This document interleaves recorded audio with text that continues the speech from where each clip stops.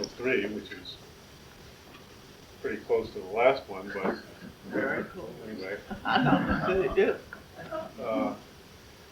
And I noticed the refreshments took a big tick up this time. I don't know what happened. I think people brought Well, they things were instead of delicious relying on this me morning. for chips. And, thank you, everybody who brought little goodies in mine. We can learn. Many years ago, I was.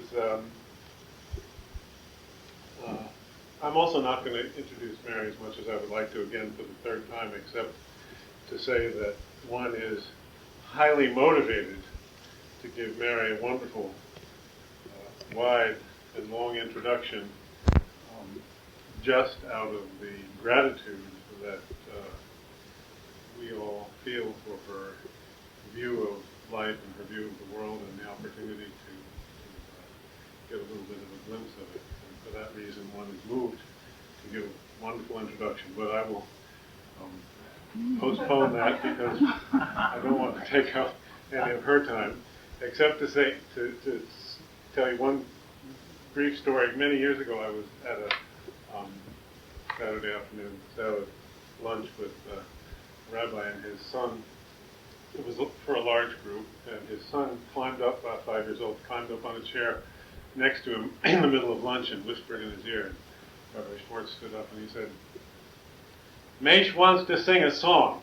So everybody smiled and got ready, and then Maish stood up on the chair again and whispered in his father's ear again. Rabbi Schwartz stood up again and said, "Maish wants to sing 5 songs."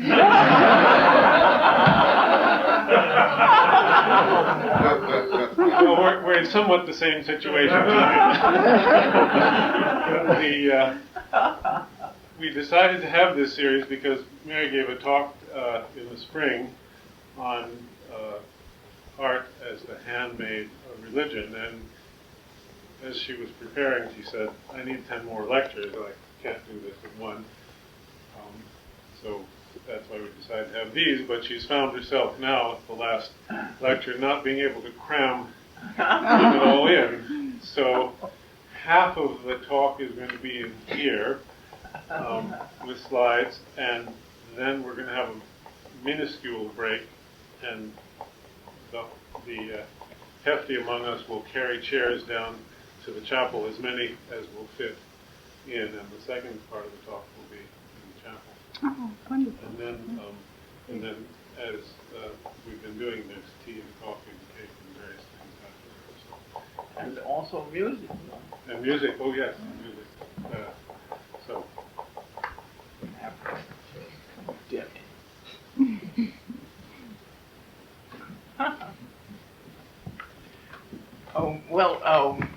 There's one thing that I want you always to remember, and that I've tried to emphasize for you, because I think most people don't realize this sufficiently, which is that that we have the capacity to empathize in what we see, and in fact we can't not do it. And when we see something, we feel the way that it feels to feel that way, and that is the source of all of our joy. All pleasure and joy is to lose yourself, and everybody knows that. There isn't a soul in the world who doesn't know it. They just haven't brought it into full consciousness. But whenever you've enjoyed anything, you've always said, I lost myself in it. And I lost myself in the music, I lost myself in the theater, I lost myself in the novel, and our capacity is pretty extraordinary, that we can live in a novel, just paper and words on it, and we're transported to that place. In fact, I'm reading a wonderful novel about Egypt around the time of the Second World War, and the extraordinary society that developed in Alexandria, and I just get back to it, every time I can think, hooray, I'll find out some more, and I'll experience some more, and have and I've gotten so attached to the people I can't bear to finish the book. But we all do that. We all do that if we enjoy. Otherwise, not. There is no enjoyment except in the loss of ourselves. Nothing in the world. And that's why people take drugs. That's why they do all of the things that they can to lose themselves as effectively as they possibly can. And everybody does this, and everybody knows it. There's no question about it. It simply is what we all automatically know and do. But most people don't. When they look at a painting, they have an empathic reaction because they can't not have it. But they don't realize that this is one of the main ends and purposes of it. And because we've used visual arts so long and so much for information, for actual plain information. And whether it was about, we look at something and we say, oh, that's the way those people lived, or that's the way they worshipped, or that's the way, just pure matters of information. Information is radically different from an empathic response, though an empathic response gives you information, but it gives you a different kind of information. And it also gives you in information, you are here and you get something from it. And so you haven't lost, it's the opposite of losing yourself. You've aggrandized yourself with this new information or whatever it is. So it's exactly the opposite. And so not to know that about artists it's all due to what I consider a terrible development in the world, which is museums. I have a little difficulty with some of my colleagues on this subject, but if anybody asks me for money for a museum, I give them a lecture that a museum have simply, for most people, destroyed the enjoyment of art. First of all, you're usually tired and your feet hurt and all these, and as soon as your body has something unpleasant going on, boy, your capacity to empathize is reduced to zero naturally, because you're in there with your sore feet, and they're bigger than anything, and so your capacity, your ability, actually, you keep being returned to yourself by this physical actuality of your tiredness or whatever it is that museums definitely promote, and lectures too. People sit on their behinds and they get mighty sick of it. But it's something which, in order, you have to have a physical ability, because it doesn't hurt anywhere, to forget your body and enter into the thing with great joy. And we all have it, animals have it, and so on. We have it about everything. It's nothing which is just to do with art.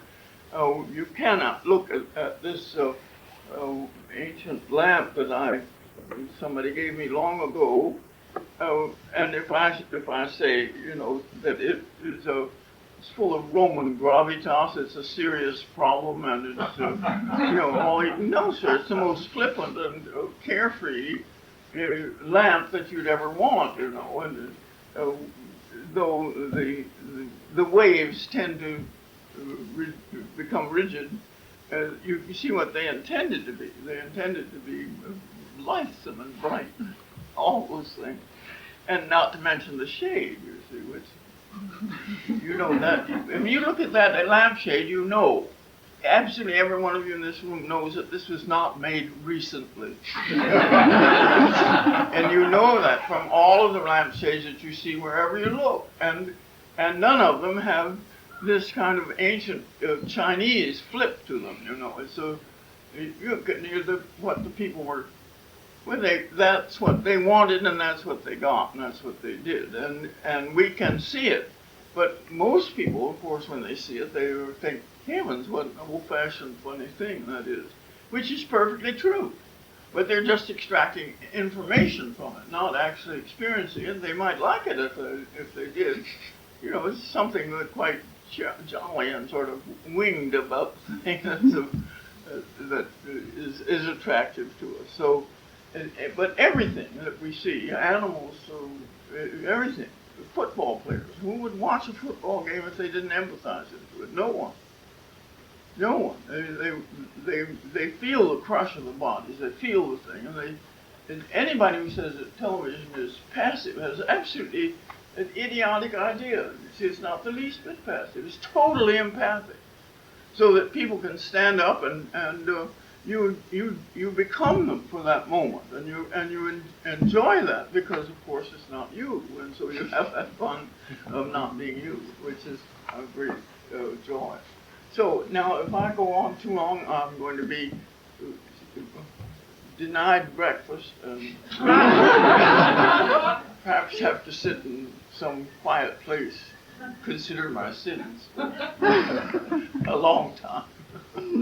So I want at least to start our wonderful slide machine courtesy of Colleen. And I hope that I'll be able to run this. You know, from long life of talking about things with the aid of slides, I would say in a good 50%, something weird happens and it doesn't work. So we can all invoke whatever small deities attend that machine. Trust that they are on our side for this evening. So let's see. Do I punch something now? Punch a button right now. What? Punch one of those buttons. There it is. Jackson Pollock, our good friend, who has. And I just show you this to recall to you how you cannot look at this and feel the same thing that you feel if you look at this. Now, it doesn't make any difference what the artist intended. I have to emphasize that we can't even talk about the intention of the artist for two reasons. That 90% of all of the art in the world has been anonymous.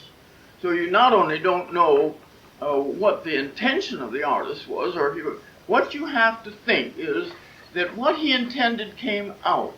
I mean, it was, or he would have destroyed it. And at least it seemed to him that it came out. And this is, I think it's very important to remember, because when you see something, he didn't destroy this.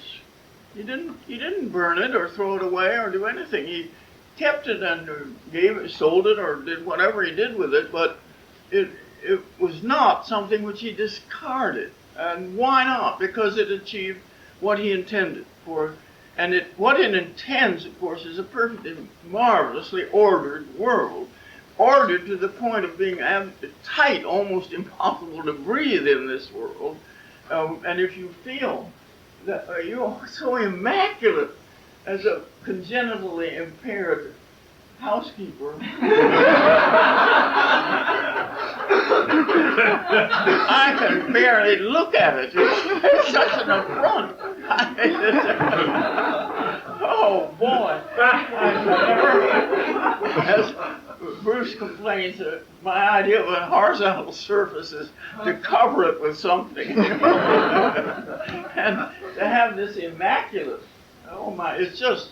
Well, anyway, it is as far from this, which is much more on my order of housekeeping than the other. And probably also emotional life and intellectual life and whatever. I mean, it's a cinch for me to lose myself in this because I find myself in great joy. So, but this one, I feel it. I sit up straighter. I just feel, there's something a little bit more reserved, and it's just cool. It's not. You're not meant to, and you don't have a violent emotional reaction.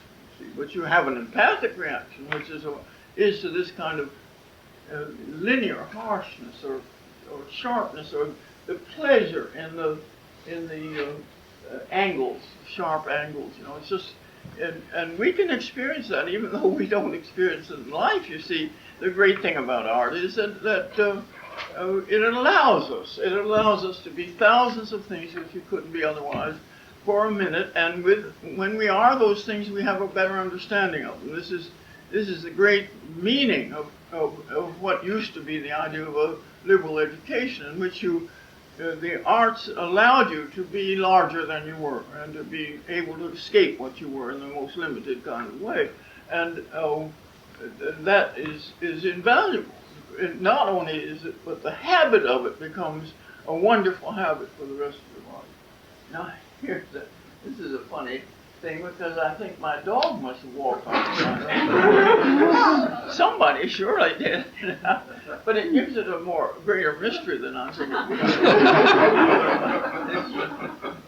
And it is the kind of thing that, you see, the artists at the present time really depend on people to need this absolutely very slight or any kind of thing to empathize into, and this allows you to have a sense of limits and a sense of this, and that it was a cinch to make, and don't let anybody tell you for 1 minute that it was hard to make, or that anybody couldn't make it. Anybody could, but most people don't have the critical backup to say that it's something you've got to pay attention to. If you and I made this in any size, and particularly this is huge, if we made it, say, like 4 by 6, and tried to get, say, $500,000 for it, we'd never make it. I assure you, we'll never make it.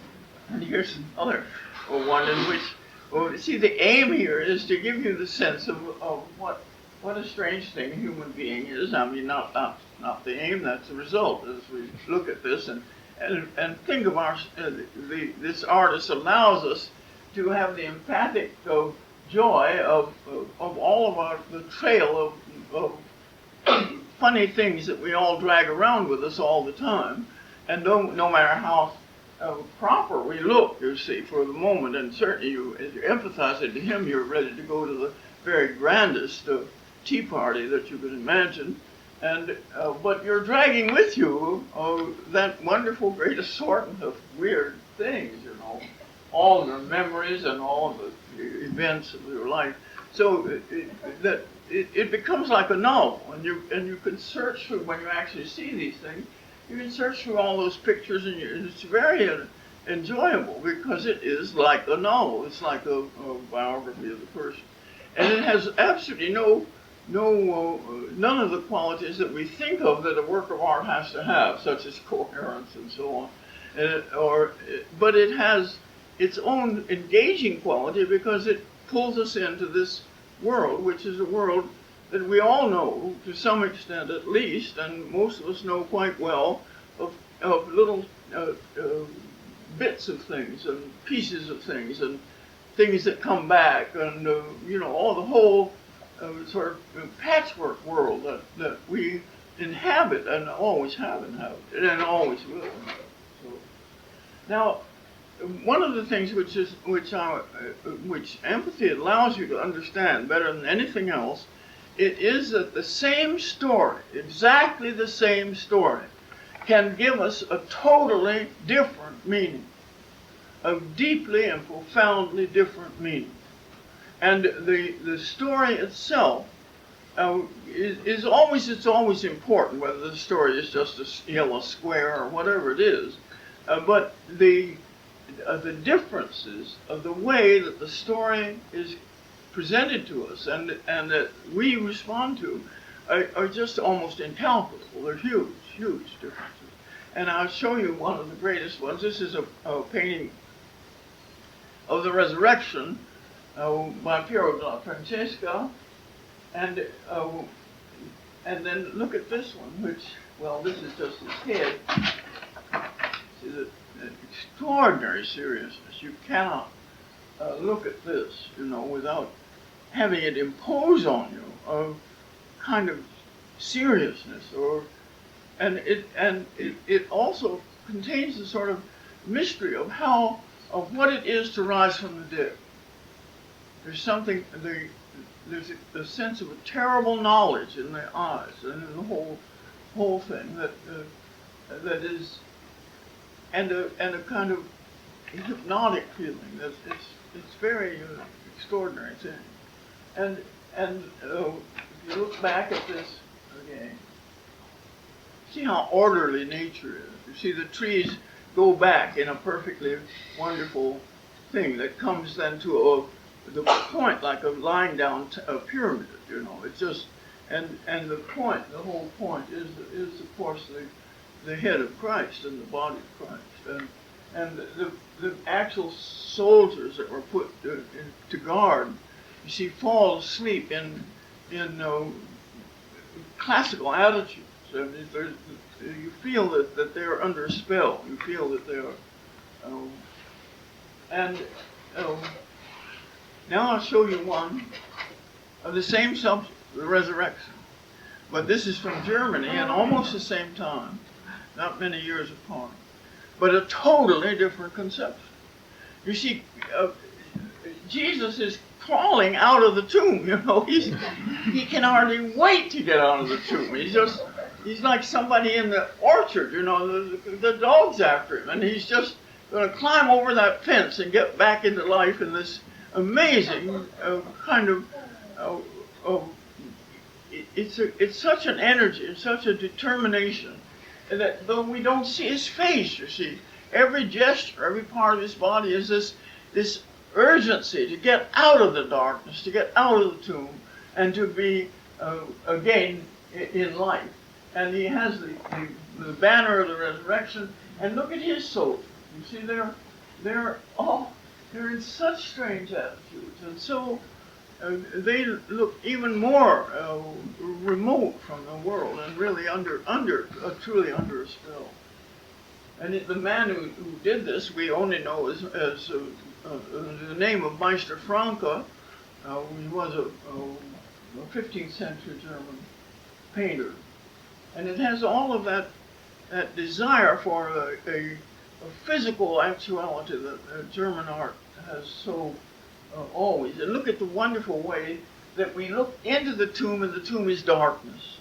And he's broken the marble that covered it. And then if you look back at it, you see this, he could be climbing up on a table.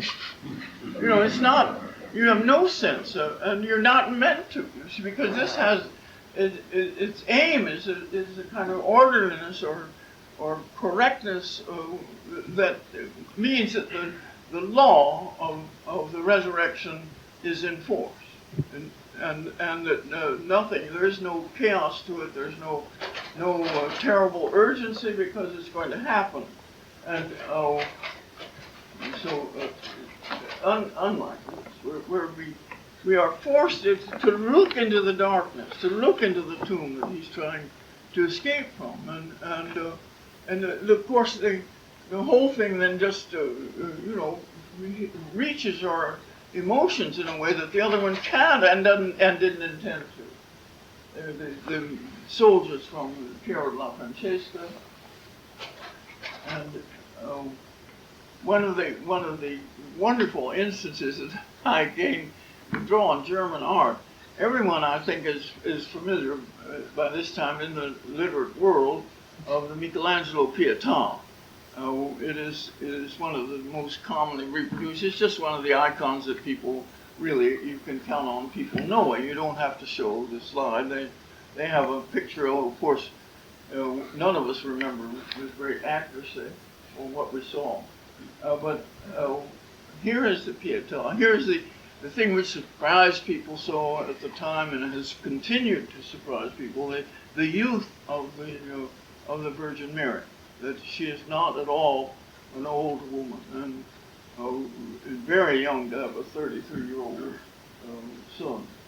And the beauty of Christ's body, you see, that's the classical love of a beautiful human being, and she herself is also beautiful. Now, prepare yourself for a shock, because I'll show you another Pietà, same story. and a totally different outcome, totally different. And you see where the body of Christ, look at the legs and feet. The body of Christ has become something which is we read the agony from it, and the distortion and the pull of the crucifixion, the whole thing, and the crown of thorns, and the Virgin Mary is of course a middle-aged woman, and the whole thing is a passion around the terror and the agony of Christ's passion. And then look at this. You see, this is really, really horrifying, isn't it? How, empathize into that body. And you feel yourself withered and bloated and swollen at the same time. And then it is such a death that nobody would say, I think he's just sleeping, which you might very easily say about the Michelangelo, because it looks as though he could. But here, everything, look at the wounds in the feet. The wounds in the feet are huge. See, they're just enormous, great swellings, and the blood and everything is, of course, was painted. The wounds in the hand. You see, the hand has been totally distorted by the wounds. They've already festered. They've already become. The hand is now eaten away with death, and those things are possible because any great story has many possible comprehensions. And if you had seen only those last two pietas, you would have a totally different concept of death and of resurrection, and that the Michelangelo could never give you. It would give you an entirely different thing. And here's a crucifixion from the 15th century, and Perugino, and again, when you look at this, what you feel is the absolute orderliness of the world. The universe is under a powerful order, and it's not going to be shaken out of that by anything. And this is it's a phrase that the Lamb of God slain before the foundation of the world. So if the Lamb of God is slain before the foundation of the world, why you can't be bothered about it in the 15th century? It happened long ago, and it has to happen all the time. So it's an extraordinary rejection of the very the ease of empathic response that you get in German art, and then this Irish crucifix. Now the great, of course, this is purely a Celtic image with this pleasure in the spirals and this whole. This is a book cover, and you get, and when you look at this, of course, you get something which does bother and does cause questions for people who don't make many things in their lifetimes, and that is, to what extent was the person's incapacity to make another thing? You're perfectly you're absolutely right that he could never have made this Perugino. Never. That person could never have made that unless he started life over again, because it took the whole business of the Renaissance, of this sense of order, mathematical order, and all of those things, and plus the introduction of oil painting and everything that combined to make it possible for Perugino to do this. And this artist had no such chance at all. He wouldn't have known it. But also, he wouldn't have liked it, because it is too. Perugino is too much in the natural world. Even though it's a world of extreme order, which we don't necessarily ever see, it still is seen as if it were the natural world. Whereas this is content to be completely outside of it. And there's another wonderful Celtic thing of the Virgin and child, and the child, of course, is quite a sketch. But you have to remember that the great problem, and see when you get that the child is still an older child, and still is because it has to be, because if you really believe in the Trinitarian conception that God the Father and God the Holy Ghost and God is Jesus or Christos is it means that when he's a baby, he's still got to be running the universe. He can't take time off to be a baby. He has to have the same enormous power and the same high consciousness. So to make him a little puking and mewling baby would be a bad piece of news for him. They would think I thought that all along. I see what's the matter now. But that isn't what they wanted you to think. So, and then when you get this, this is of course high Renaissance, Raphael, and the world. See the mystery and the difficulty, the deep and extremely taxing and disturbing paradox of Christianity is to be able to conceive of Jesus as both man and God. And this is very, very difficult because we know there's an abyss between men and God, and that this is something which is very, very hard to conceive. And the movement is from the beginning of Christianity is toward it being the emphasis being that it is man and not. And so that here he becomes a charming baby, and John the Baptist with him. And though John the Baptist is conscious enough that he carries this cross, which is not, and Jesus is reaching to his mother. So, but they're lovely and charming people, but they're a little hard to see much of the divine in them. And then sometimes when it gets down to, and this is one of my favorite things for a totally failed painting that the man did not destroy, and nobody has destroyed since. But it is the most. It is all of the mothers in the world who have at different times resented the presence of their children would be happy to see this woman, because she clearly considers this an unfortunate interval in her life. And she's trying, you see, to make it look as though she really thinks it's nice. So she has this absolutely quintessentially artificial, pretentious gesture of doing like this. All you have to do is do like this, and you feel simply like the snob of the world and the most impossible. You have to turn your head a little too, you know. And she's got it down absolutely right. And of course the poor baby is falling off of her lap, but she's so concerned with this wonderful gesture of her own exquisiteness and delicacy that she doesn't care. And she's jammed all those angels in there, and they don't have room to turn around.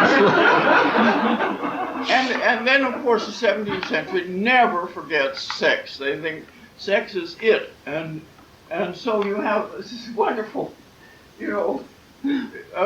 bikini-clad angel here that has got those high hip things that have recently become fashionable. See, her garment goes way up to the top of her hip bone instead of just down to where her legs join her torso. And then this leg is so, it's so marvelously. If you empathize into that, you will just never give up. It's such a pleasure. Particularly if you have lumpy, swollen ones or hairy, dreadful ones, to just look at this gives you a great sense of, I really am very, very sleek and splendid. And that is slightly inappropriate for an angel to feel that. Is hardly needs to be pointed out. And it's just such a, you could talk forever about anything like that. Now, the reason that I'm asking you to look at these slides is because there is one painter who was able to comprehend the paradox and be able to make us comprehend it. And I consider that that his great masterpiece, which is the Isenheim altarpiece, that was made for a little town in Isenheim by a man who was named Matthias Grunewald, and nobody knows what his real name was. And he was called Grunewald because he painted such wonderful forest scenes, not as background for this thing. And they think he was at least named Matthias, but they're not absolutely sure of that, you see. So he is a mystery figure. He was enormously successful. Everybody adored his work. He didn't do much. There were very few things, but they were just received as absolute, the best thing you could possibly get, which they are. And I remind you, see that many things that call art, that are made by human beings, but are no damn good. And that there are, nonetheless, things of such superb quality and amazing insight and everything else that people have just been practically overcome by them. And this is still a Gothic altarpiece, in that it all opens up, you see, and then in the middle are sculpted figures, not by Matthias Grunewald, but these things all shut. You can see how they're shaped, that they close and they close and they close. And when you see it in the first stage, this is what you see. See, you can see where it divides, you can see where it opens, you can see how the whole thing works. And this is a crucifixion, a perfect, extraordinary crucifixion. And when people look at it, one of the things which they feel about it is that it's so extravagantly realistic. You feel that as you empathize into it, it's the easiest thing in the world. It's impossible not to. Just the way the Christ hangs on the cross, you feel the weight of the body, you feel the pull down of the body, and you feel, and then and this is Magdalene, this is the Madonna, and that's St. John who accompanied the cross, and that is John the Baptist. Now, this painting alone, and all of the things which I'm going to show you by Matthias Grunewald, bring a radical juxtaposition of things which are heavenly or of a remote world, a different world, with the things of our world, in such a conjunction that they seem to reinforce each other. They seem to justify each other. And of course, by the time of the crucifixion, John the Baptist was already killed. He was already martyred. He couldn't have been there. And yet he has the lamb, because he was a shepherd of Baptist, which also becomes the Lamb of God. And here's the Magdalene, who is the most terribly tortured about this thing, because she was closest to Christ and was his closest friend. And then, of course, the figure of Christ himself is one of the most terrifying brutalized figures, but it is also entirely out of scale. It is the painting itself is about 9 feet tall, and this is about 8. He is almost 8 feet tall, and the other people you see are regular, but you don't see that.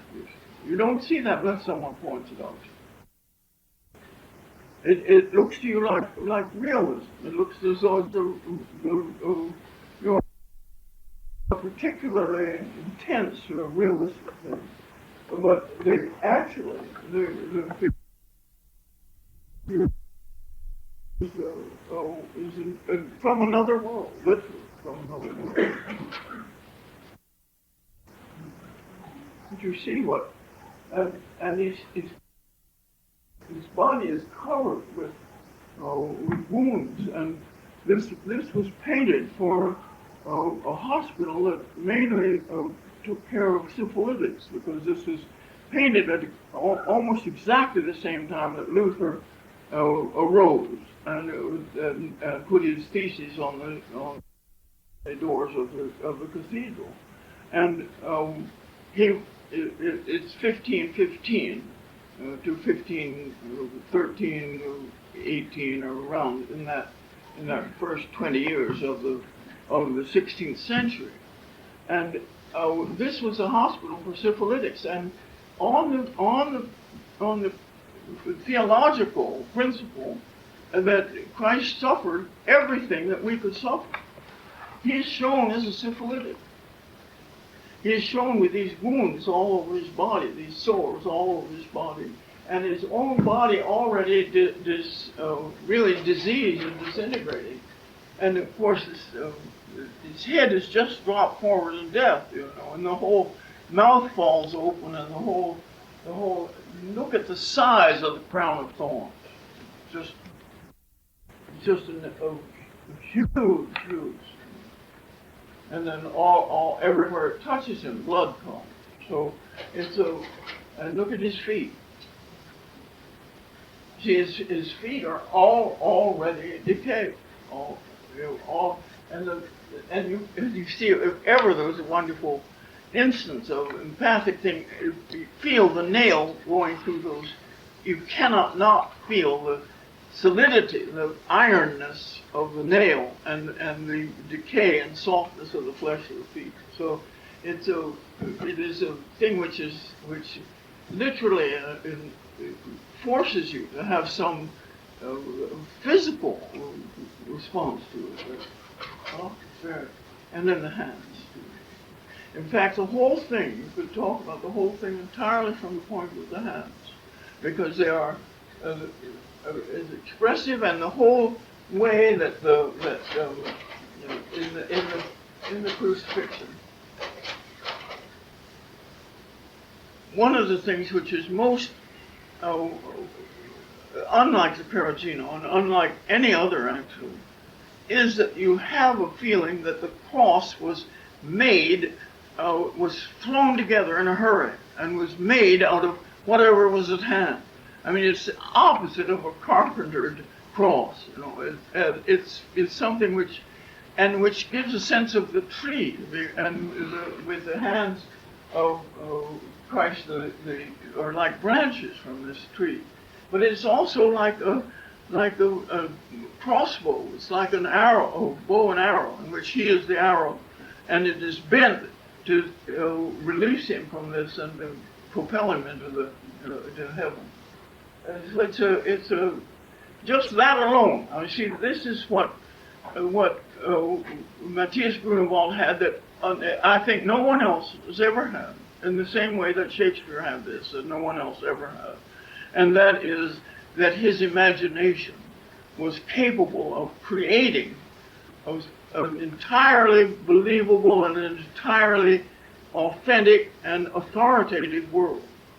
And it was a world of passion, and a world of physical actuality, and a world of theological actuality. So that it was able to do this, and actually, I think you cannot put any other artist or any other painter in the world that I know anything about beside him. It is too extraordinary. You look at the hands of the Madonna here. Hers are totally different from the Magdalenes. See, the Magdalenes are more like Christ, as they also twist and move, and her whole body twists. And she's just almost as if she were wound up on something, as if her emotions are so clear and so terrible. And her face, you see, the great extraordinary thing is that her face is bloated the way people's faces are bloated when they cry. And if you haven't cried for a long time, you're perfectly astounded at how hot the tears are and how much the face is bloated. And and yet then we feel the anguish that she felt by her hands twisting and twisting that way. And then John the Baptist, of course, dead beyond, but he points, it says, he will increase, I will fade. And it's written on it. And his whole gesture is such an extraordinary one that you will see it's repeated in the rest of the. It's very, you again you can't when you see that hand you feel the thrust of the pointing finger. It's just amazing. Oh, there she is, the bird, and the Madonna's hand. And how totally different they are, and how completely he recognizes that her hands cannot be like the Magdalene, and they cannot be like John the Baptist. They are hers, and her feeling is just a prayer, not of trying to change anything, but pray.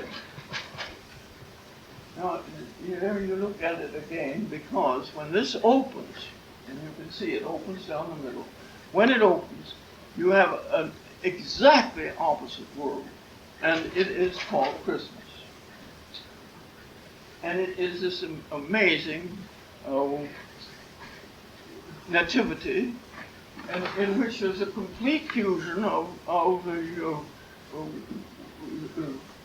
the world of the divine and the world of the ordinary, and the most ordinary kind of the ordinary. So that you have the great resurrection of Christ over on the right, in which he explodes from the tomb. He just explodes because he's become pure energy.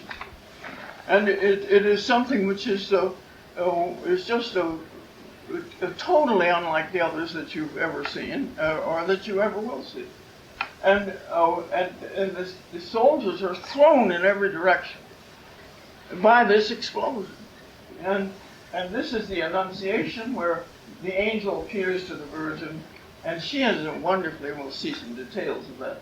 But in the center is the actual nativity, and but completely surrounded by other worldly things. Angels playing musical instruments, people coming down, appearing in a ray of light, like St. Catherine for the mystical marriage of St. Catherine.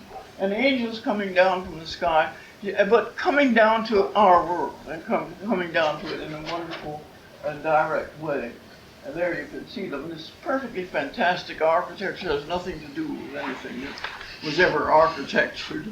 And then filled with these holy images of singers and music. And when you see them close up, they're just extraordinary pieces of imagination, of this power to imagine angels as they've never been really imagined before. This one is so extraordinary that I think it's been reproduced a good deal here. It is such a when you look at other people's angels, it's enough to give up. This is a mystical marriage of St. Catherine, which that's what people think it is. They don't really know for sure, because it doesn't, of course, have any labels on it. And there is the Virgin and Child, and you see what she has is like his little piss pot down there. I mean, this is a wonderful contrast to the angels. There is the actuality of being a human being that we have to excrete, and they're ready for it. It's not something very extraordinary. But when you see the actual one, the Christ child is fingering a rosary, but what is his swaddling clothes? It's the same cloth of his loincloth in the crucifixion, and it's eaten away, and it's torn as that one, and stained as that one, and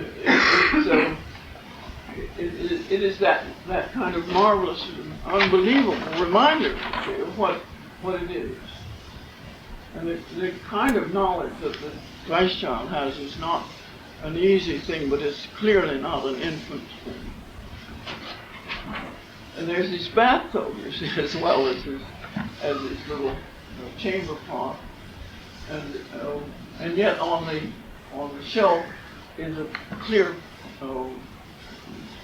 pitcher of glass, which was always one of the images of the Holy Virgin. the transparency and clarity and purity of glass could stand for her. So it's just that amazing kind of combination. There you can see the resurrection and the thing again. I think I have it detailed. Yes, there's. See, the wonderful thing about the Madonna is, and this is, that it utilizes something which was very common in the Middle Ages, which made a number of plays about the Annunciation and how the Virgin was very coy, and it became a play between men and women, not between the angel and the Virgin. But she would say, "Oh, I'm really not worthy. Oh, you think I really? Oh, could that be? You know." And the angel Gabriel, she would keep reassuring, "Oh yes, you're the most beautiful," and so on and so on. So that playful flirtation that went on in all the medieval plays, he captures some of that with her wonderful gesture, smiling gesture of turning away, you know, and saying, "Oh, I'm not really worthy, am I?" And there again, the hand, you see, pointing out to you, pointing. And there she is, you're so wonderfully, marvelously, little Cupid's bow mouth, and look at her hands, not quite folded in prayer, you know, just close, but not quite. And then her marvelous hair. And of course, that was a sign of her virginity. Women who were married had to conceal their hair, and unmarried were. There's a great kind of resurrection in which he just literally.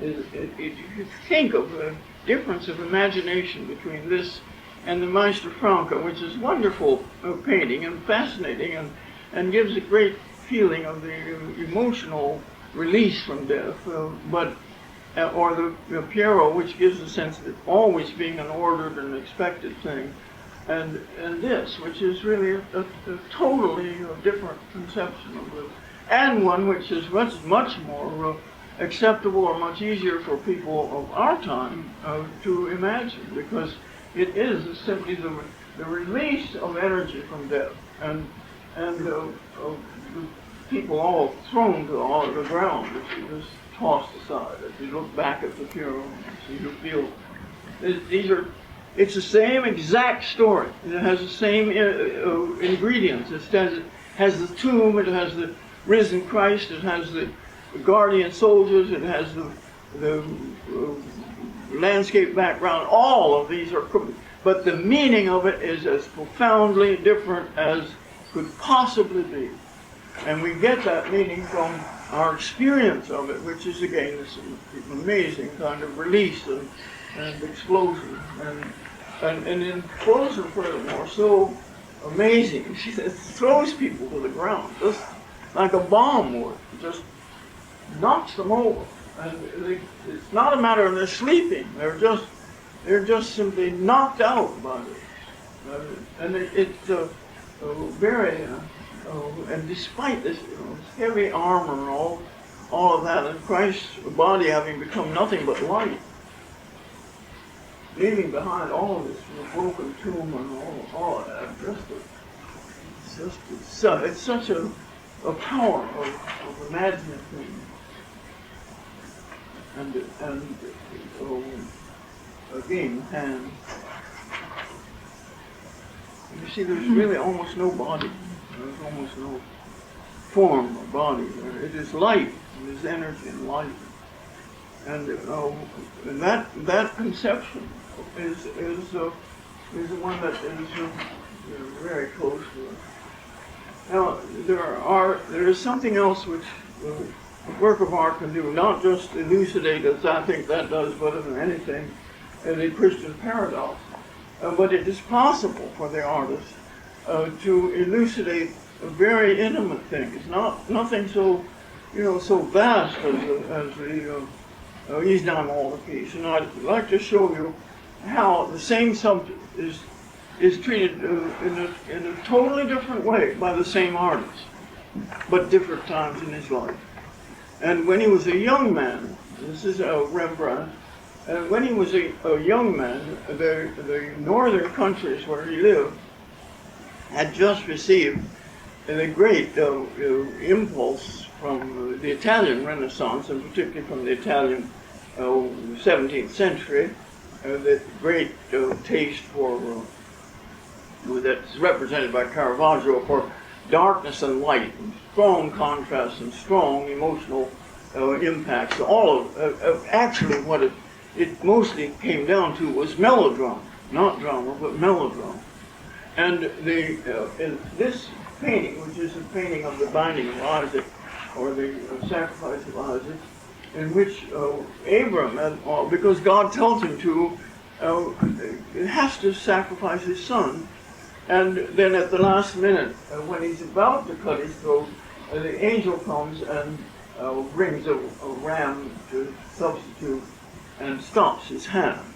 Well, you couldn't get a more dramatic representation of this, actually more romantic, really melodramatic, I would think. It goes beyond that. Just the fact that, and what does this take? This takes, first of all, extraordinary technical skill. Absolutely, to make a knife hang in the air that way, be jolted from the hand of Abram by the angel holding onto his wrist, you see. A very dramatic and a gesture to feel that he pulls back. Just a huge. And then all everywhere it touches him, blood comes. So and look at his feet. See, his feet are all already decayed. And you see, if ever there was a wonderful instance of empathic thing, you feel the nail going through those. You cannot not feel the solidity, the ironness of the nail, and the decay and softness of the flesh of the feet. So it is a thing which literally forces you to have some physical response to it. And then the hands. In fact, the whole thing, you could talk about the whole thing entirely from the point of the hands, because they are as expressive, and the whole way that in the crucifixion. One of the things which is most unlike the Perugino and unlike any other actually, is that you have a feeling that the cross was made, was thrown together in a hurry, and was made out of whatever was at hand. I mean, it's the opposite of a carpentered cross. You know, it's something which gives a sense of the tree, with the hands of Christ, are like branches from this tree. But it's also like a crossbow. It's like an arrow, a bow and arrow, in which he is the arrow, and it is bent to release him from this and to propel him into heaven. So it's just that alone. I see, this is what Matthias Grunewald had that I think no one else has ever had, in the same way that Shakespeare had this, that no one else ever had, and that is that his imagination was capable of creating an entirely believable and an entirely authentic and authoritative world. And it was a world of passion, and a world of physical actuality, and a world of theological actuality. So it was able to do this, and actually, I think you cannot put any other artist, any other painter in the world that I know anything about beside him. It is too extraordinary. You look at the hands of the Madonna here. Hers are totally different from the Magdalenes. See, the Magdalenes are more like Christ, as they also twist and move, and her whole body twists. And she's just almost as if she were wound up on something, as if her emotions are so clear and so terrible. And her face, you see, when the great extraordinary thing is that her face is bloated the way people's faces are bloated when they cry. And if you haven't cried for a long time, you're perfectly astounded at how hot the tears are and how much the face is bloated. And and yet we have, and then we feel the anguish that she felt by her hands twisting and twisting that way. And then John the Baptist, of course, dead beyond, but he points, it says, he will increase, I will fade. And it's written on it. And his whole gesture is such an extraordinary one that you'll see it's repeated in the rest of the it's very, you can't, when you see that hand, you feel the thrust of the pointing finger. That's just amazing. Oh, there she is, her, and the Madonna's hand. And how totally different they are, and how completely he recognizes that her hands cannot be like the Magdalene, and they cannot be like John the Baptist. They are hers, and her feeling is just a prayer, not of trying to change anything, but pray. Now, you look at it again, because when this opens, and you can see it opens down the middle, when it opens, you have an exactly opposite world, and it is called Christmas. And it is this amazing nativity, and in which there's a complete fusion of the world of the divine and the world of the ordinary, and the most ordinary kind of the ordinary. So that you have the great resurrection of Christ over on the right, in which he explodes from the tomb. He just explodes because he's become pure energy. And it is something which is just totally unlike the others that you've ever seen or that you ever will see. And the soldiers are thrown in every direction by this explosion. And this is the Annunciation, where the angel appears to the Virgin, and she has a wonderfully, we'll see some details of that. But in the center is the actual nativity, and but completely surrounded by other worldly things. Angels playing musical instruments, people coming down, appearing in a ray of light, like St. Catherine for the mystical marriage of St. Catherine. And angels coming down from the sky, but coming down to our world, and coming down to it in a wonderful and direct way. And there you can see them. This perfectly fantastic architecture has nothing to do with anything that was ever architectured. And then filled with these holy images of singers and music. And when you see them close up, they're just extraordinary pieces of imagination, of this power to imagine angels as they've never been really imagined before. This one is so extraordinary that I think it's been reproduced a good deal here. It is such a when you look at other people's angels, it's enough to give up. This is a mystical marriage of St. Catherine, which that's what people think it is. They don't really know for sure, because it doesn't, of course, have any label on it. And there is the Virgin and Child, and you see what she has is like his little piss pot down there. I mean, this is a wonderful contrast to the angels. There is the actuality of being a human being that we have to excrete, and they're ready for it. It's not something very extraordinary. But when you see the actual one, the Christ child is fingering a rosary, but what is his swaddling clothes? It's the same cloth of his loincloth in the crucifixion, and it's eaten away, and it's torn as that one, and stained as that one, and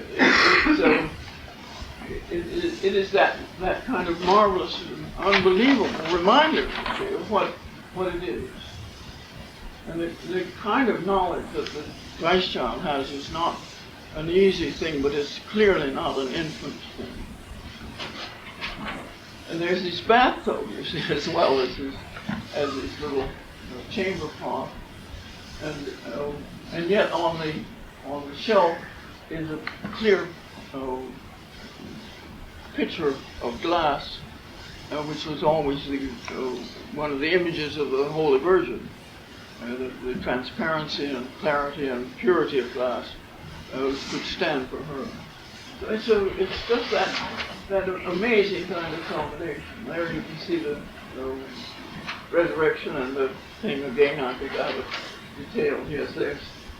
You see, the wonderful thing about the Madonna is, and this is, that it utilizes something which was very common in the Middle Ages, which made a number of plays about the Annunciation and how the Virgin was very coy, and it became a play between men and women, not between the angel and the Virgin. But she would say, "Oh, I'm really not worthy. Oh, you think I really? Oh, could that be? You know." And the angel Gabriel, she would keep reassuring, "Oh yes, you're the most beautiful," and so on and so on. So that playful flirtation that went on in all the medieval plays, he captures some of that with her wonderful gesture, smiling gesture of turning away, you know, and saying, "Oh, I'm not really worthy, am I?" And there again, the hand, you see, pointing out people, pointing at her. And there she is, you're so wonderfully, marvelously, little Cupid's bow mouth, and look at her hands, not quite folded in prayer, you know, just close, but not quite. And then her marvelous hair. Of course, that was a sign of her virginity. Women who were married had to conceal their hair, and unmarried were. There's a great kind of resurrection in which he just literally. You think of the difference of imagination between this and the Meister Franke, which is wonderful painting and fascinating, and gives a great feeling of the emotional release from death, or the Piero, which gives a sense of it always being an ordered and expected thing, and this, which is really a totally different conception of it, and one which is much more acceptable or much easier for people of our time to imagine, because it is simply the release of energy from death, and the people all thrown to the ground, if you just tossed aside. If you look back at the Piero, you feel it's the same exact story. It has the same ingredients. It has the tomb, it has the risen Christ, it has the guardian soldiers, it has the landscape background. All of these are, but the meaning of it is as profoundly different as could possibly be. And we get that meaning from our experience of it, which is again this amazing kind of release and explosion. And in explosion, furthermore, so amazing. It throws people to the ground, just like a bomb would, just knocks them over. And it's not a matter of they're sleeping; they're just simply knocked out by it. And it's very. And despite this, this heavy armor and all of that, and Christ's body having become nothing but light, leaving behind all of this, the broken tomb and all of that, it's such a power of imagining things. And again, hands. You see, there's really almost no body. There's almost no form of body. It is light. It is energy and light. And that conception is the one that is very close to us. Now, there is something else which a work of art can do, not just elucidate, as I think that does better than anything, the Christian paradox, but it is possible for the artist to elucidate very intimate things, nothing so, so vast as the Islam altarpiece. And I'd like to show you how the same subject is treated in a totally different way by the same artist, but different times in his life. And when he was a young man, this is Rembrandt, and when he was a young man, the northern countries where he lived had just received the great impulse from the Italian Renaissance, and particularly from the Italian 17th century, that great taste for that's represented by Caravaggio for darkness and light, and strong contrasts and strong emotional impacts. All of actually what it mostly came down to was melodrama, not drama, but melodrama. And in this painting, which is the painting of the binding of Isaac, or the sacrifice of Isaac, in which Abram, because God tells him to, has to sacrifice his son. And then at the last minute, when he's about to cut his throat, the angel comes and brings a ram to substitute and stops his hand. Well, you couldn't get a more dramatic representation of this, actually more romantic, really melodramatic, I would think. It goes beyond that. Just the fact that, and what does this take? This takes, first of all, extraordinary technical skill. Absolutely, to make a knife hang in the air that way, be jolted from the hand of Abram by the angel holding onto his wrist, you see. A very dramatic and a gesture you can feel that he pulls back his hand before he can cut the throat, and the knife falls because of that. And then what is the body of Isaac, you see, is this absolutely 17th century sexual thing. It's ready for bondage. It's ready for any that kind of exploitation. It's so soft and it's so beautifully tinted and colored, and it's and the face is you can't see the face. The head is thrust back in a terribly unkind and dreadful gesture. Now it's meant to be kind, you see, because it's to keep Isaac from seeing the knife. But what actually happens is it becomes a violent and ferocious gesture, thrusting his head back to cut his throat. And Abram, of course, looks like what he seems to many people at all times. It's a very mysterious story about obedience, and he looks like a crazy old man. He looks like somebody who's crazed by something, and of course it's enough to make you crazy to have to kill your child and to sacrifice him on an altar. But the contrast between the youthful, even sexually delightful softness of the body and the helplessness of it, and all of that, as opposed to Abram and the angel, well, what it made was enormously successful in all of the things that Rembrandt painted at that time. He was only about 27 years old, 28 years old. And that it just catapulted him to fame, because he was able to do what was wanted, and he was able to interpret in a way that people could understand and like and wanted things to be interpreted. And then in his old age, he takes the same subject, and look at the contrast in the gesture. He's still hiding his eyes, but it's with such tenderness, and such care, and such gentleness. And the angel, you see, doesn't grab his arm.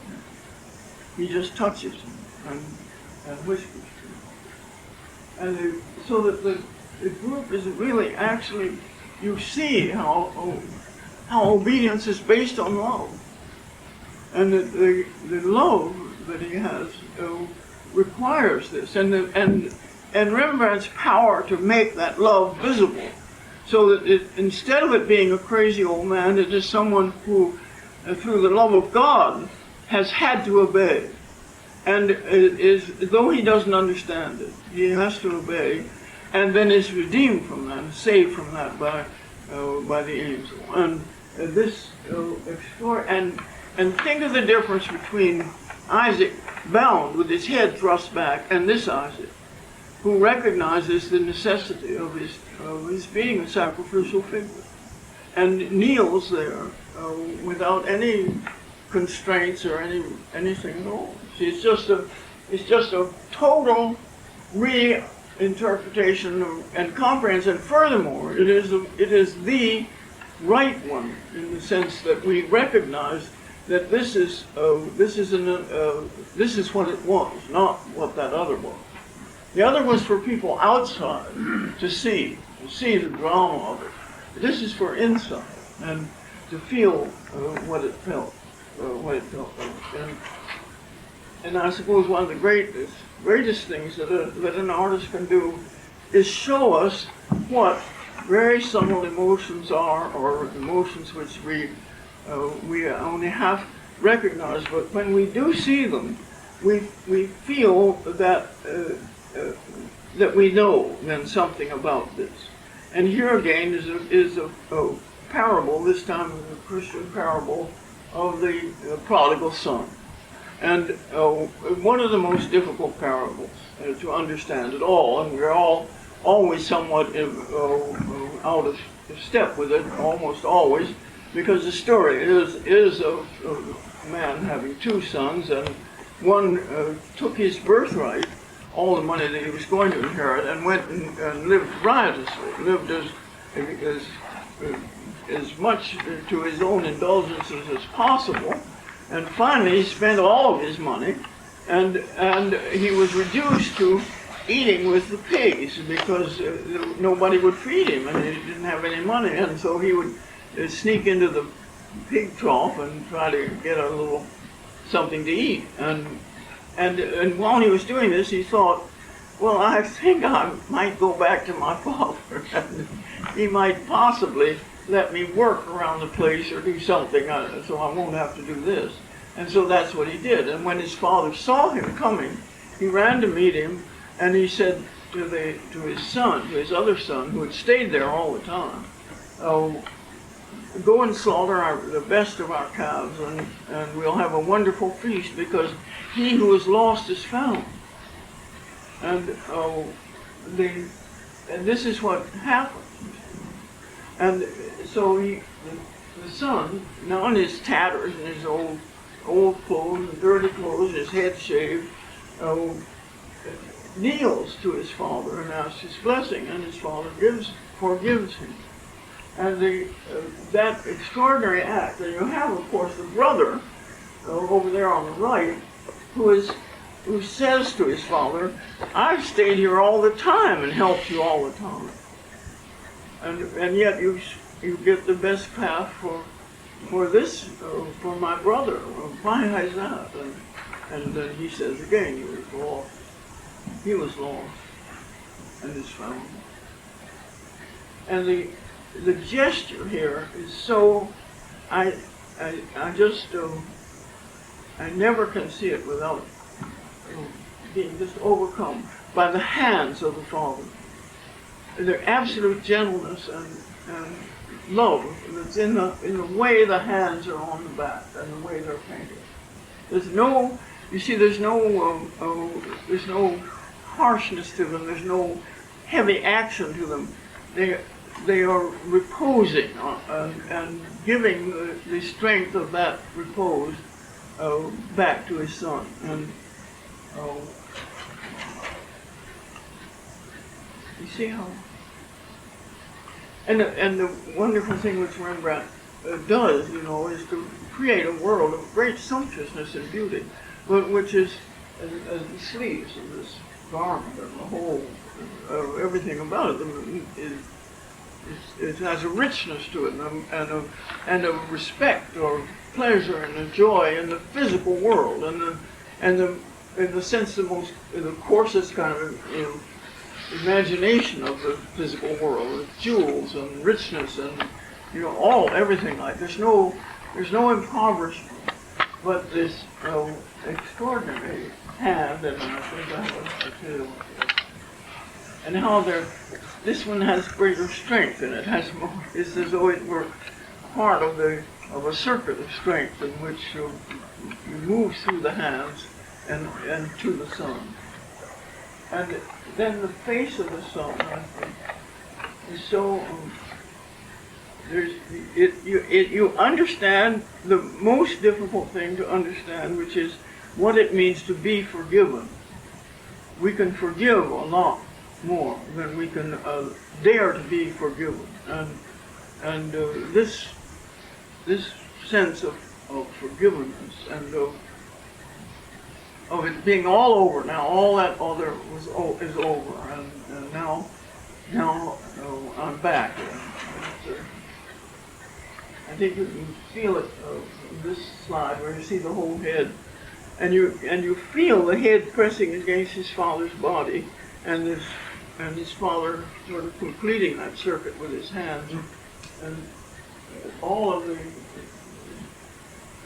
that the hands say is more. I think the more you look at them, the more it says, more than the extravagant and extraordinary gestures of hands of Grunewald. It's something which a great artist can give us, an understanding of what it means to forgive and to love, things which we have great difficulty understanding in life. And the great artist can show us that there it is. Okay, dearest, thank you. Yeah, we got Thank you. I had a couple of little slides that I wanted to show you from the Matthias altarpiece, because it's a temptation of St. Anthony, and what St. Anthony is tempted by, you see, is not beautiful ladies writhing around or bottles of wine or whatever, which is usually his accompaniment for his temptations, but ugliness and destruction.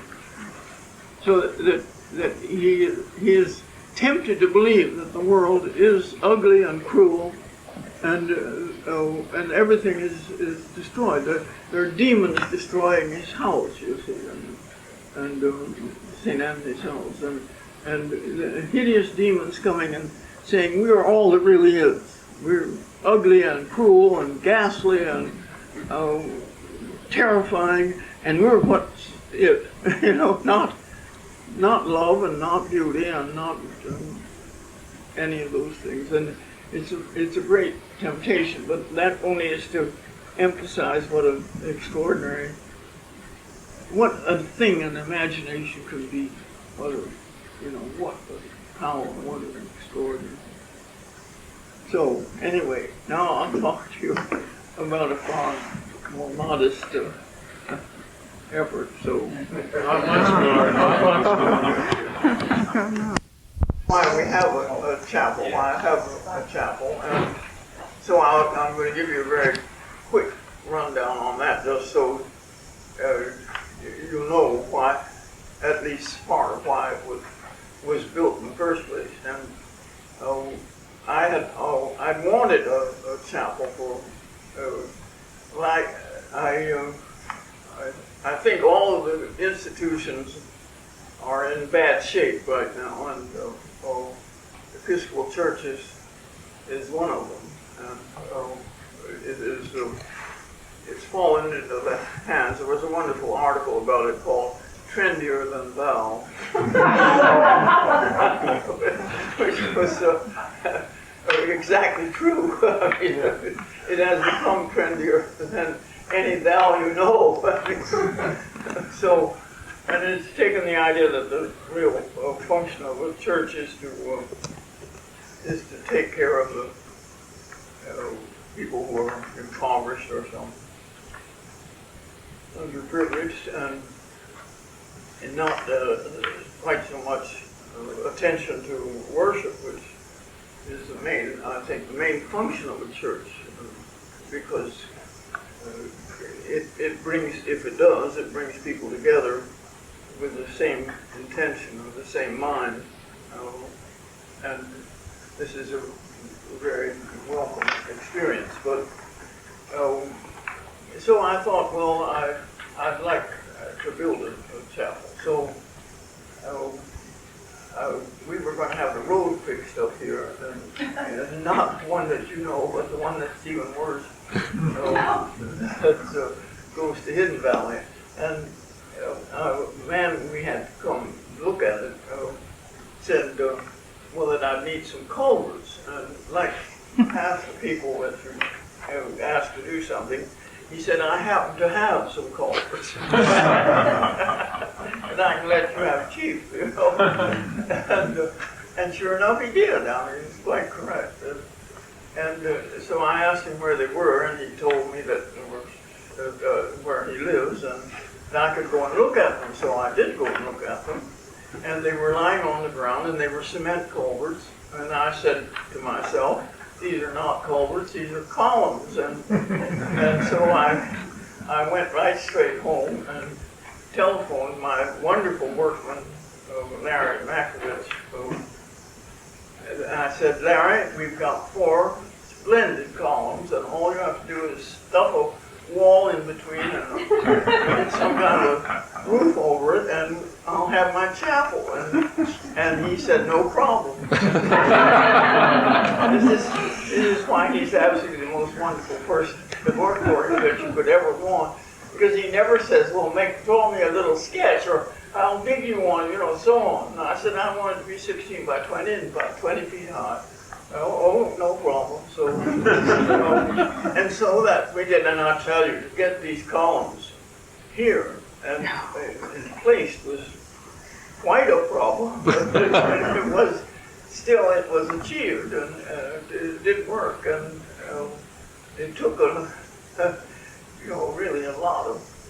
They're very heavy, and now they're more than that because everything that's here is filled with cement, so cement and rebar. So the columns are full of cement, and I think that subsequent people who wish to destroy it will have a really tough time. Not for that. Is it up to code? It's worse than that. God beyond. I know it. I hope that I could, in a spirit form, sit there and giggle at them. And then I said, well, I want a barrel ceiling. And Larry didn't know what a barrel ceiling was, as most people don't. We're not architects. But I had many years ago figured out that if you had an 4 by 8 foot exterior masonite board, that it could be bent just right to make a nice barrel ceiling on one side and then on the other side, so they'd meet in the middle.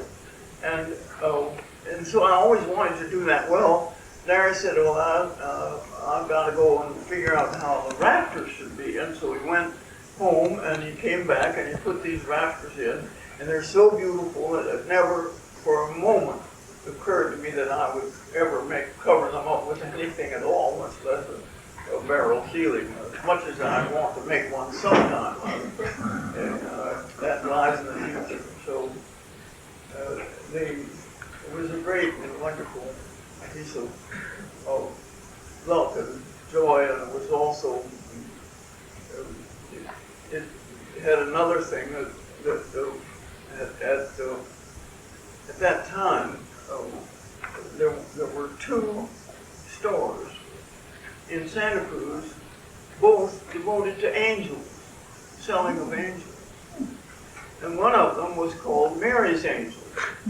So you can imagine, Mom put it down there and bought everything that they had that I could possibly spring for.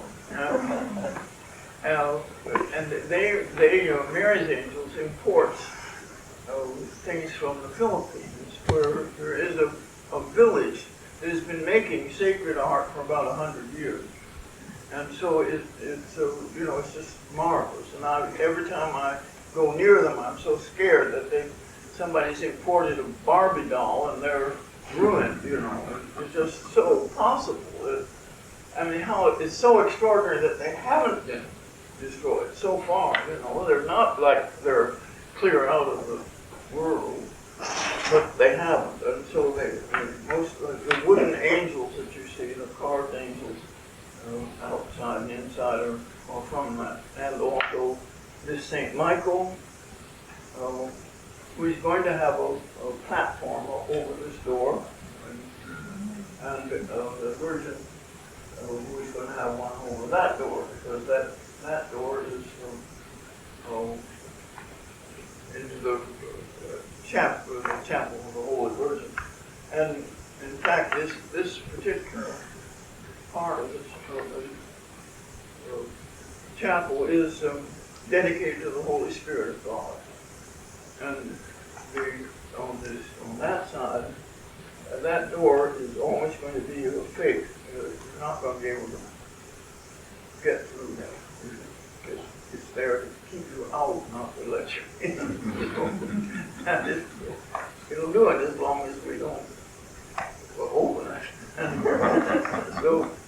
So, because that's a holy wisdom, that's a chapel for holy wisdom.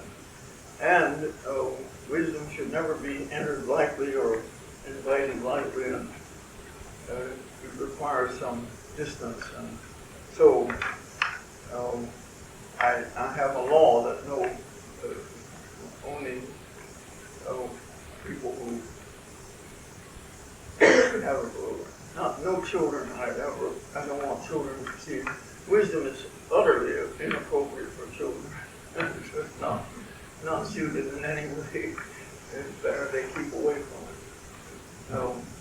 And the Holy Virgin is just given to the Virgin Mary. And it has in it a wonderful little altar that was thrown out by a church when, in its madness, all of the churches, of course, went mad in about the 60s or 70s. And the university did, and a whole lot of other things. And they've never recovered because there's not a sufficiently strong psychiatric group to shake them up. So they're still lost in darkness. But anyway, one of the things they decided was that, and this is interesting empathically actually, they decided that the priest should not have his back to you. That he should be behind the altar, and then you should come up to the altar, and then he would be as if it were a host to this, to the ceremony of the Mass.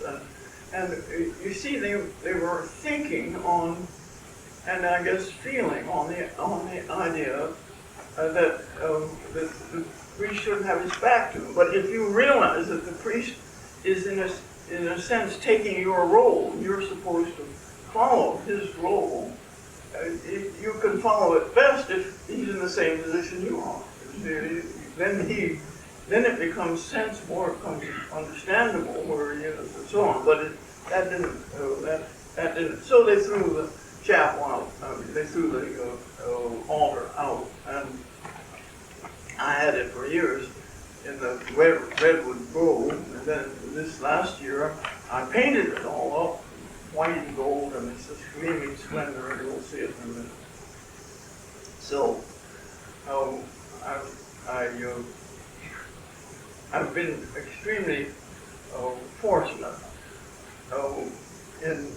just really marvelously fortunate, because the stone carvings that I have, like the Virgin up there on that pillar, and which is the Virgin of the Annunciation, and the Angel of the Annunciation on that one, I got in Little Baja, and Little Baja is down the road from us, and at that time it was from the PG&E or whatever. And at that time, the man who ran it had a marvelous eye, and he'd go down to Mexico and get these wonderful things, and then he died, and his poor son and didn't inherit the eye, he just inherited the business. So it's extremely unfortunate for the rest of us. So the only thing he gets now are things which are, like flower pots and stuff, that are anything. But it's sad to see that loss. But the man that had the eye had also this wonderful and marvelous experience, absolutely quite unbelievable experience that turned out to be perfect for me. And I don't know who else in the world profited quite so much as nobody could have profited any more than I did. He bought from a ship the ballast, a ship that came from Spain. And what was the ballast? It was cement casts of Spanish Romanesque sculpture. And now if you're building a chapel in California in 1993, you have no right to expect that you're going to be able to have Spanish Romanesque sculpture in it. You don't know any Spanish Romanesque. And so you have no right in the world to expect any. And yet that's what happened. And so I bought them. And also these things, you see, which are going to be railings when we get a small finish. And one of them has one of the most wonderful, to me, one of the finest of the stories, which is of the Judgment of Solomon. That the two babies, the mother and both mothers saying, it's my child, and Solomon saying, well, I'll cut it in two. And then one of the women says, that's a good idea. I'll get half. And the other said, no, please let her have the baby, don't hurt her. And so Solomon, in his wisdom, gave her the baby. And I hope spanked the other lady or threw her out of the court or something. But that's what is wonderfully in the Spanish Romanesque. Wonderful kind of energy and excitement about it. Because it had been about 1,000 years, maybe 800, since anybody had really thought of making sculpture. You see, when Rome fell, Rome was great sculpture makers. They made the only thing that they made superbly were portraits, but they were just extraordinary. But they made there were lots and lots and lots of sculptures, and they copied Greek ones, and they did everything. But when they fell, there wasn't. Sculpture just dropped out. If you wanted to be a sculptor, you wouldn't have known that you could, because you wouldn't have had any examples or seen it, enough to see it. So, and the things which were in the north that had been sculpture, there was a good deal of Irish sculpture. They were either destroyed or they were just lost, and they were, of course, not freestanding figures or anything like that. But there's a wonderful story, about around, I think it was about 800 A.D. Somebody digging a well dug up one of the Hellenistic Venuses, this wonderful figure, like the Venus of Milo or whatever. And everybody was just astounded. See, because when a craft is lost, no one can imagine how it was ever done. It doesn't matter what it is. They cannot imagine how it was ever. And they couldn't imagine. They decided that it had been made by angels, and that it was something that, and they set it up in their marketplace, and everybody brought it flowers, and they had they just were utterly delighted and utterly mystified that this could be. In fact, at the same time, they performed sacrifices every time they crossed a bridge which had been built by the Romans. and which they could not imagine building. Though they see the bridge, they could not imagine building. And they were just utterly stupefied by it. But this thing, of course, you can imagine, when white marble paint still on it and the whole, it was just too much. They couldn't. And a plague struck the town, and they broke it off and scattered all the priests because they knew that it had enormous power, and they thought that it was powerful to help them, and they decided it was power to kill them, and they destroyed it. It's a nobody, nobody could do anything but agree that that was it. So it's a very two things. One, the great power, that has enormous power, and also the terror that gives people if they feel that it's power no longer there. So anyway, we're no sculptors, and then suddenly, through Italy actually, they began to have interest in sculpture.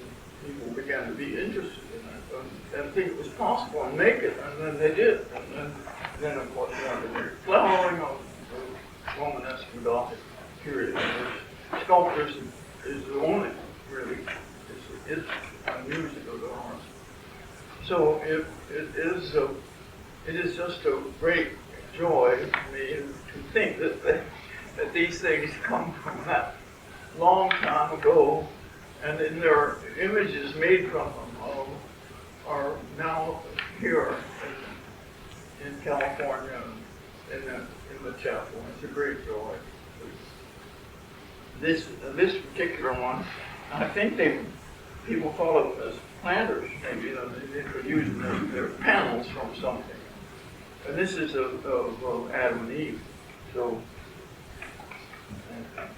Teresa has to come and study it when we get the dogs out of here. Anyway, she's got it. It's one of the themes for painting. So that was one of the great and surprising and absolutely unexpected and unexpectable toys. And the other was finding Mary's angel, so that I could have almost as many angels as I want. And then I really didn't have as many because my nephew, Jonathan, works over near Gilroy, and he went by a store one day that had two angels in the window, and he saw Mary had liked those, and so he went in and bought them, and he brought them back to me. They're made of paper mache, and I said, you go right straight back to that man and you buy every single one. No, not one left for anybody else. Every one. And that's exactly what he did. And I have 95 angels,